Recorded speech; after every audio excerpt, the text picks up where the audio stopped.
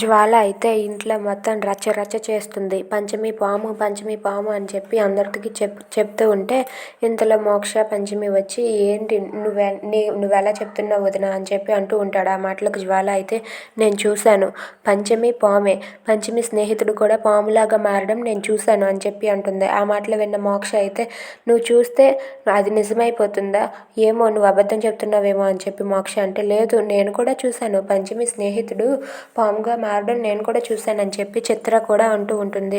ఆ మాటలు విన్న మోక్ష అయితే మీరు చూసారని ఎలా నిజంగా చెప్తున్నారా అని చెప్పి అంటే లేదు నేను పంచమి స్నేహితుడు పాము, అలాగే పంచమి కూడా పామే, నాకు తెలుసు అని చెప్పి జ్వాల అంటుంది. ఆ మాటలకు మోక్ష అయితే వదిన మర్యాదగా మాట్లాడు, పంచమిని పదే పదే పాము అంటే మర్యాదగా ఉండదని చెప్పి అంటూ ఉంటాడు.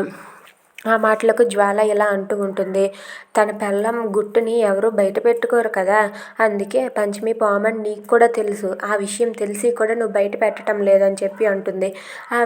ఆ మాట విన్న మోక్ష, పంచమి ఇంట్లో వాళ్ళంతా ఒక్కసారిగా షాక్ అవుతారు. ఏంటి జ్వాల ఇలా మాట్లాడుతుంది అని చెప్పి అనుకుంటూ ఉంటారు. అవును నీ పెళ్ళం పామని నీకు తెలుసు, అయినా సరే నువ్వు బయట పెట్టడం లేదు, నాకు ఆ విషయం తెలుసు అని జ్వాల అంటే వెళ్ళి జ్వాల పీక పట్టుకొని వదిన మాటల మర్యాదగా రాని అని చెప్పి మోక్ష అంటాడు. అది చూసి పంచమి అయితే మోక్షబాబు ఆగండి అంటుంది.